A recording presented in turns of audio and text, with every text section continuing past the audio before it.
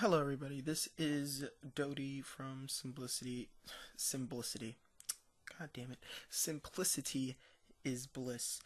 Um, Simplicity's Bliss podcast.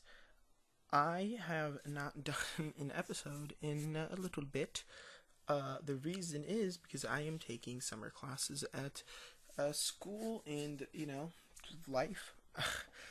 uh, I won't be able to do 3 videos a week. I'm gonna aim for 2, but most likely it's gonna be 1 if I'm being realistic. I'm gonna aim for 2, of course, but most likely it's gonna be 1, just because my classes are fairly tough.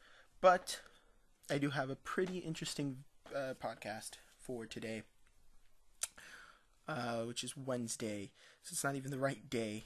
God damn it. Um, This is 5 creepy cartoon fan theories that make way too much sense. First, I want to say this is an article I found on one of my favorite websites, Cracked.com. For those of you who don't know what Cracked is, it is a website that has articles, videos, columns, forums, whatever. It is such a cool website, and I do recommend everyone to go check it out. I will post a link in the description of this video for this website and for this specific article, which was made by Matthew Moffat on March 20th of 2014, and it has 2.6 million views, so that should be good. So let's start. The first one is Toy Story 3 is an allegory for the Holocaust. So the way I'm going to do this is the same way I did my first podcast with the conspiracy theories. I'm just going to read it, give a little bit of my opinion, move on, and you guys tell me what you think. Email me, leave me a comment. What do you think? So let's do this. Number 5, Toy Story 3 is an allegory for the Holocaust. Toy Story 3 is arguably the darkest film in Pixar's flagship trilogy, but it's still a heartwarming tale about friendship, growing up, and sticking together through the hardest times. Like, say, during Randy Newman's song montage. And it's also about the mass extermination of millions of people in concentration camps. The theory. According to film critic Jordan Hoffman, Toy Story 3 is totally about the Holocaust. Then again, in the same article, he goes on to make a case for the movie being Marxist propaganda. I have a hair on my screen. Sorry about that. He goes on, the movie being Marxist propaganda and it's late and I can't, why? Existentialist film and a metaphor for various world religions. So maybe he wasn't being completely serious there. The Holocaust theory is the one that caught the attention of the internet, though, because of the surprising number of parallels between this lighthearted story about talking toys and one of humanity's greatest tragedies. Why it's not that crazy? Let's look at the plot. It starts when the Jewish people, represented by the toys, are left behind by their host nations at the onset of World War II, represented by Andy going off to get high and score in college. At this point, the toys' leaders, Woody, suggests hiding in the attic, Anne Frank style, but they get caught and shipped off to Sunnyside Daycare, a place where their kind is concentrated and routinely mistreated, only by little children instead of Nazis. The abusive toys who live in Sunnyside are the movie's versions of the Jewish police who help push their fellow Jews into train. Why can't I read? That's a problem. I wear fucking glasses. Push their fellow Jews into trains for Auschwitz. Because of them, the main characters end up on a conveyor belt, headed straight for the incinerator. Holy shit, Pixar. That's even a sad scene where there's even a sad scene where the toys grab hands and accept their fate. It's not over. Well, it's about to be over, and then I'm going to give my opinions on it. And then, of course, they get saved by toy aliens who obviously stand for the Allies.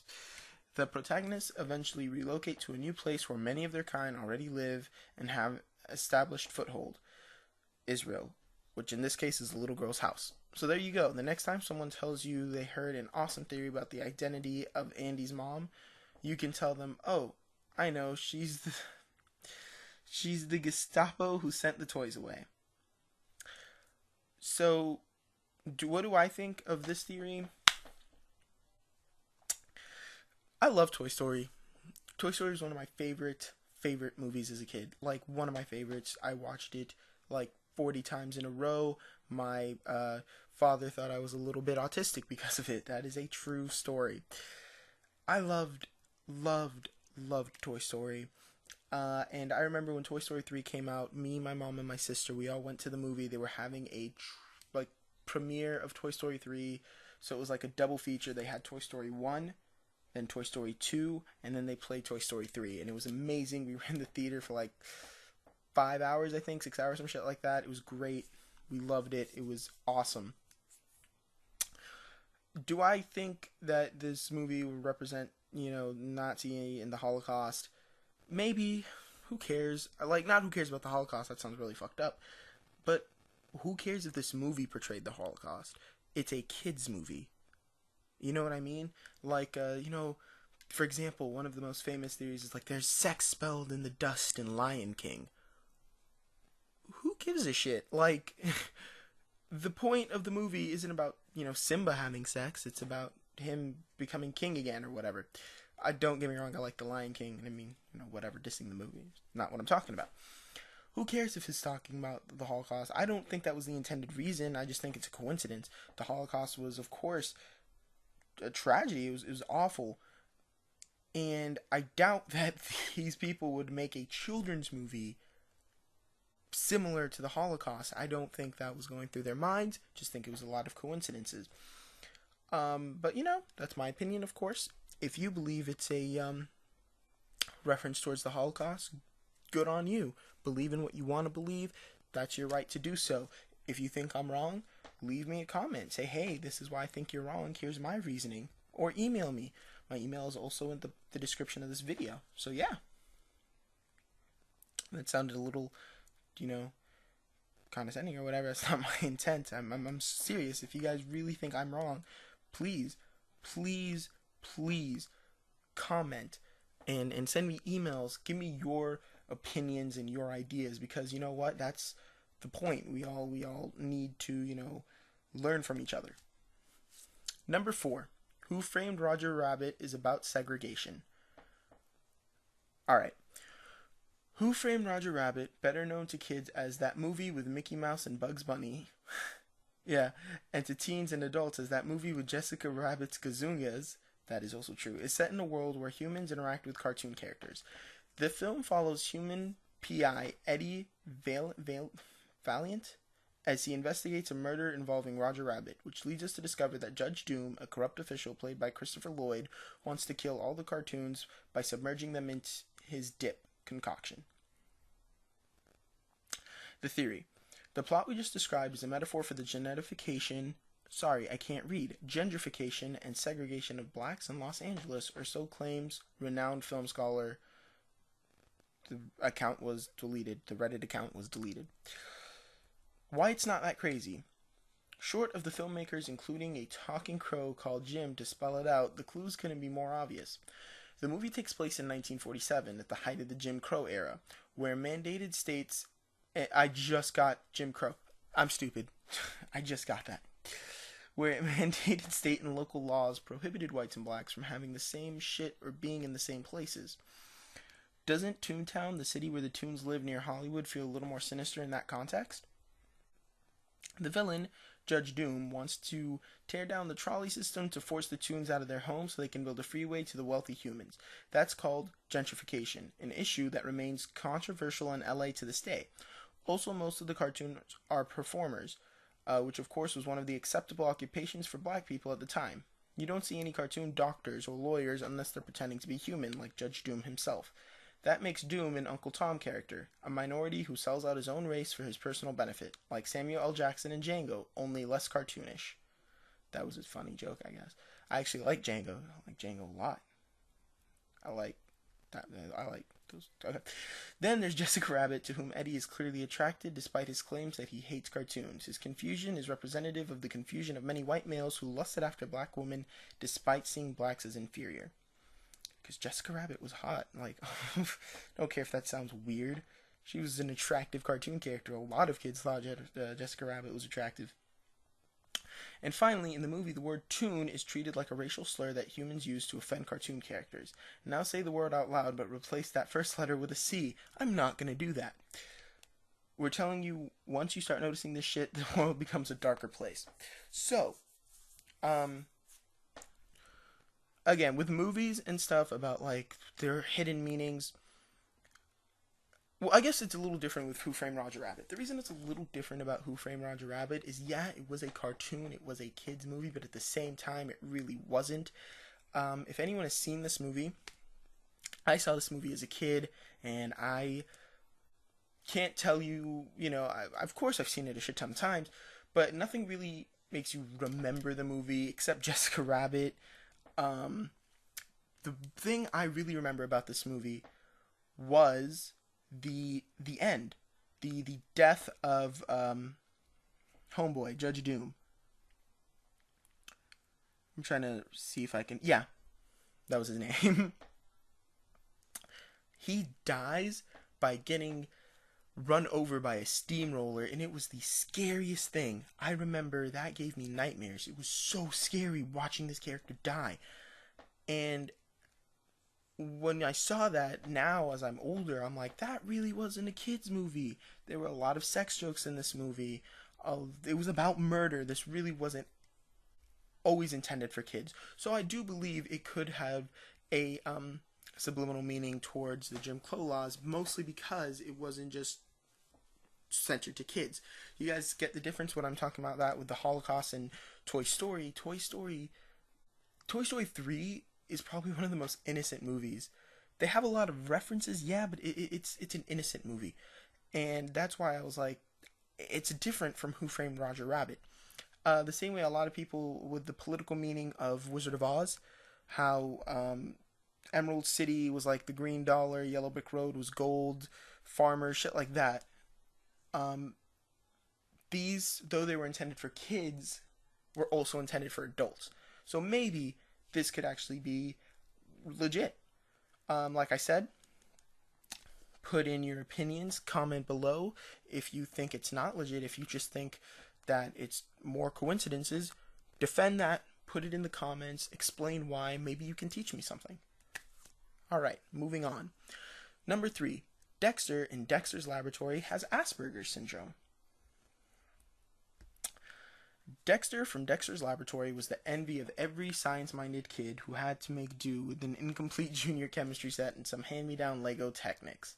He had a huge secret lab under his house and seemingly unlimited resources to build anything he imagined. For instance, his own Dexo Transformer, which he used to terrorize his bullies in dodgeball. According to this theory from TV tropes, Dexter's life isn't as cool as it looks, since he suffers from Asperger's syndrome. But so do half of My Little Ponies. Probably. If there's one thing the internet loves more than fake diagnosing itself with Asperger's, it's fake diagnosing its favorite characters with it. Why it's not that crazy? A strong case can be made for Dexter, though.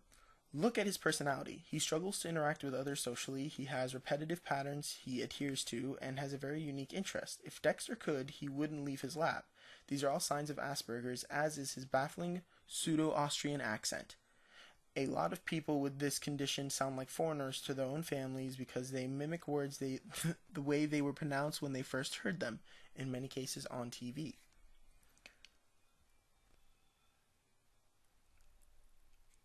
Okay, that wasn't... Sorry. Okay, so the kid might be an Aspie, but does that change anything in the show? Actually, it changes everything, because we view all the other characters through Dexter's lens, and people with Asperger's have trouble empathizing with others. He views his sister Dee Dee as a huge dolt, but what if he just doesn't understand girls? His mom appears to have a constant mood swings, but could it be that Dexter doesn't know when he's making her angry? Meanwhile, his dad is always a bumbling incompetent, but maybe Dexter is simply disappointed that he isn't a world-class genius. Then there's Really? Am I really that bad at fucking speaking? Then there's Dexter's rival Mandark, who is practically a supervillain when we first meet him, but becomes a much more sympathetic character when we're not looking at him from the Asperger's having protagonist point of view. At any rate, this makes way more sense than the Dexter becomes a serial killer on Showtime theory.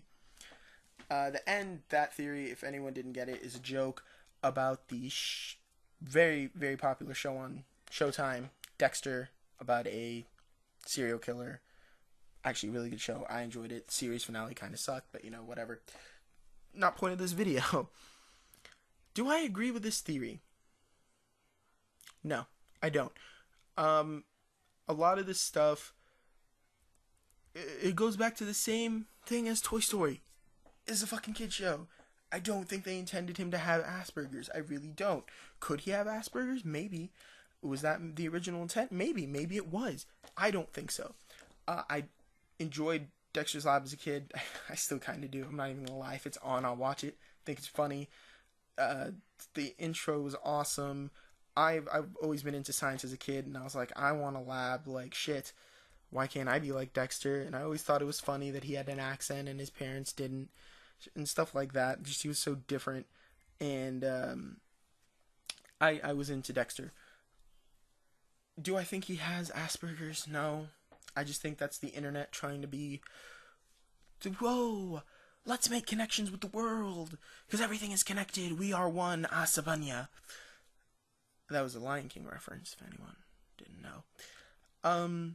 So yeah, that's what I believe. Again, if you disagree with me, if you think Dexter has Asperger's, defend it in the comments.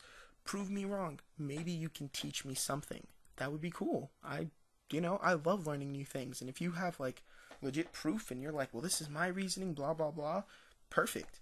Let me see it. Page is loading. Okay. Number 2. Well, moving on. Number 2. Hey Arnold is actually about Helga and super depressing. Okay. The theory. Oh, sorry. No, I missed something. I'm just fucking up left and right today, and I apologize. I'm really struggling here. I'm so sorry. I can't read for some reason. And I scrolled down a little too far, so I'm trying to find where it actually started. So I apologize for being dumb. Alright. Hey Arnold follows Arnold, a 4th grader who lives with his grandparents, and the trials and experiences he has with his friends in a large city. If you've ever turned on Nickelodeon for more than 5 seconds, you've seen this shit. The theory.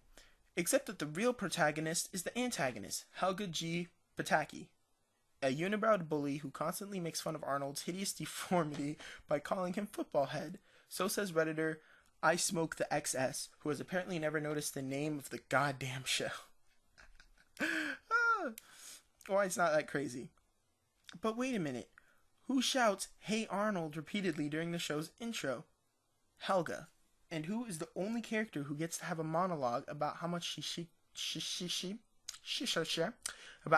secretly loves Arnold in every episode? Helga. Everything that unfolds then is recounted to the viewer by her, in her opinion. This makes sense because Helga's life is a lot more dramatically interesting than Arnold's. She's a bully, yes, but this is caused by a neglectful father and mother who desperately need to visit an AA meeting. Her older sister, Olga, is adored, while Helga is scorned, neglected, and treated as if she was the black sheep in the family. Her father simply refers to her as the girl in several episodes, and to top it all off, she has feelings for a boy but doesn't know how to express it, so she's mean to him. Great. Just fucking great. And that's what the show is about, ultimately. Helga's obsession with a strange-headed boy, and now how she finds meaning in her otherwise bleak life through him. Hence the title. And the disappointing amount of screen time for Arnold, a secondary character. It's no wonder that the creators wanted to make a spin-off that was only about Helga, but it was shot down for being too depressing.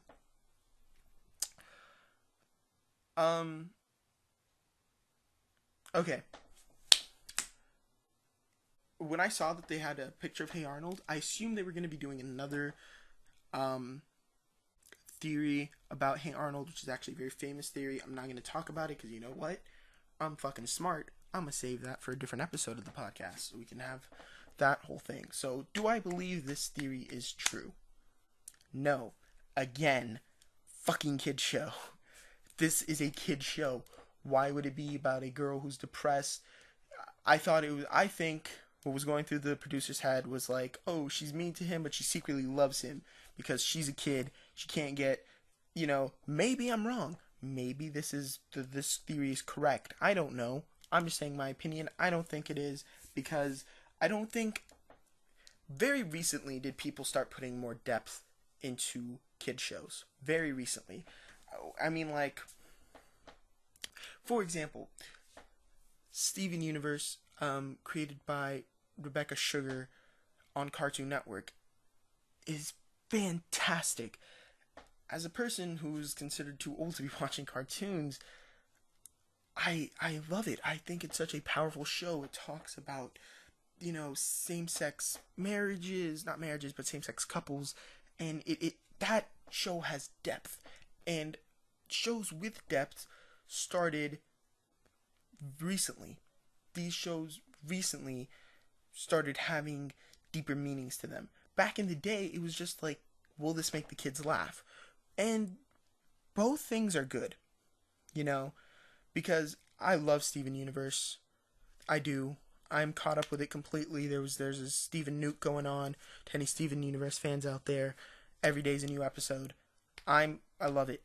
But then there's some times where I put on a show just because it's funny. The story could be stupid, the characters could be dry, but it makes me laugh. And that's what I think about, I think that was the purpose. It was just, hey, this is going to make the kids laugh. But then again, maybe I'm wrong. Who knows? If you think that she is the main character and it's just about her life and how she's depressed and she finds joy through Arnold, defend that idea. Put it in the comments. Maybe you can teach me something and I can have a new view on what I think. That's the fucking goal in life, learning. And finally, number 1, My Neighbor Totoro is based on a real-life crime. My Neighbor Totoro is a Japanese animated film that follows 2 sisters and their interactions with the magical forest creatures known as Totoros. Together, they embark on wonderful adventures, and that's it.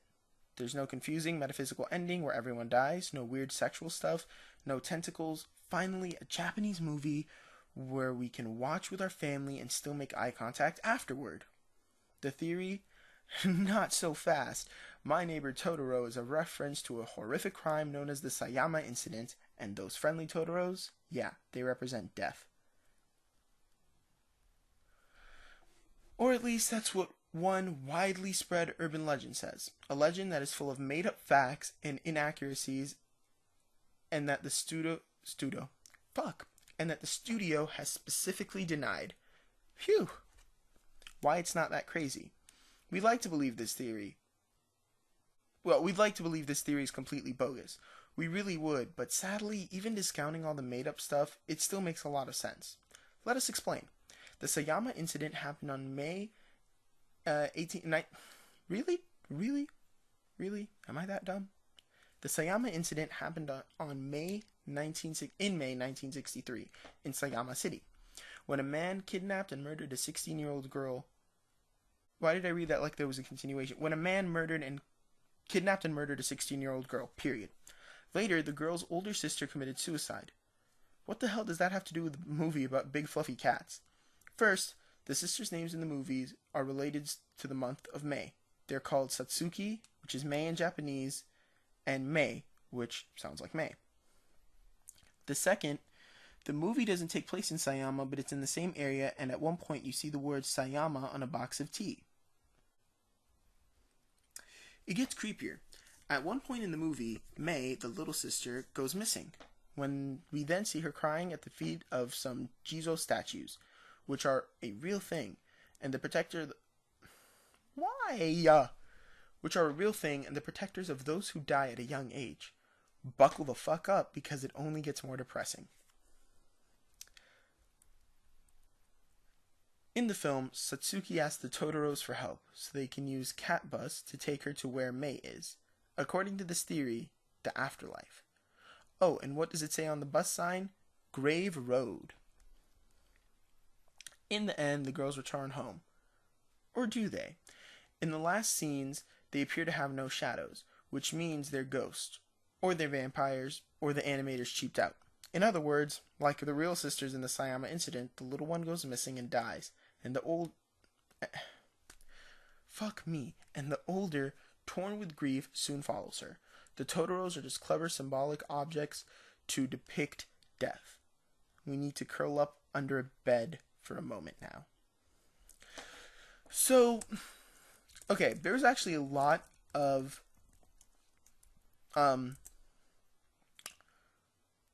people, like, there was a lot of proof that this theory was false. The actual studio, I don't know what Miyazaki's studio is called. Is it just his name? It's Studio Ghibli. I don't know if that's his studio. I like Miyazaki's work. I do. I like his work. I think his artistic style is really cool. I've seen My Neighbor Totoro. He actually got into him because of that movie, which actually wasn't really that good. What was it? Ponyo? It was actually the first Miyazaki film I saw, which it was alright. But that's not the point. Not the point. But yeah, Studio Ghibli. Now, Japan... Yeah. Could this theory be true? Yeah, I'm not even gonna lie. The studio denied it, so I doubt it is. But out of everything here, it is the most believable, mostly because it's Japan, and Japan has been known to produce certain more extreme stuff. That's the best way to do it. More extreme stuff. Do I think it's real? The studio denied it, so no, I don't think so. But if someone said, hey, studio lied, it turns out it really is based on this Sayama incident, I would not be surprised. And that concludes this list. What I want to say, before I end this podcast is it doesn't matter what the purpose or the theories or the actual meanings behind these shows are, because they're meant to bring joy, and they're meant to make people laugh, and they're meant for people to like and have fun and smile and all that good stuff. If it makes you happy, who cares what the actual reasoning is, or who cares what it's compared to, or who cares about the similarities it has with certain tragedies. If it makes you happy, that's what matters. Again, that's what I believe. If you have a different opinion about the My Neighbor Totoro, or about what I just said about the purpose of cartoons and shows and movies, then leave a comment. Put it in the comments. Maybe you can teach me something. Maybe you can change my point of view and make me learn something new. That's the point of life. Thanks for listening. That's really pretty much all I gotta say. You know what? I didn't even do my intro correctly. This is the Simplicity Bot. I hate myself. I fucking hate myself. I can't say simplicity.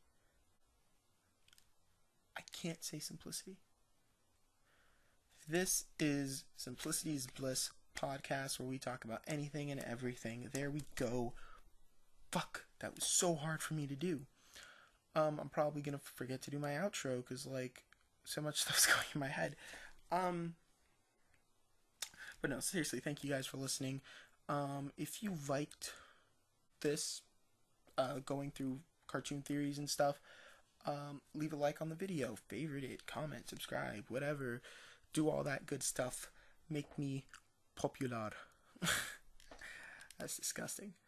If I offended anyone, of course I apologize. That's not my intent. I don't do this to make people like me, and I don't do this to get people to hate me either. I do this because school takes so much out of me, and I just want to talk and have fun, and I really get to do that through this.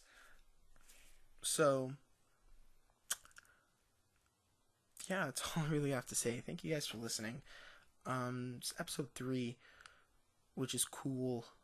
I really didn't even think I would make more than one episode.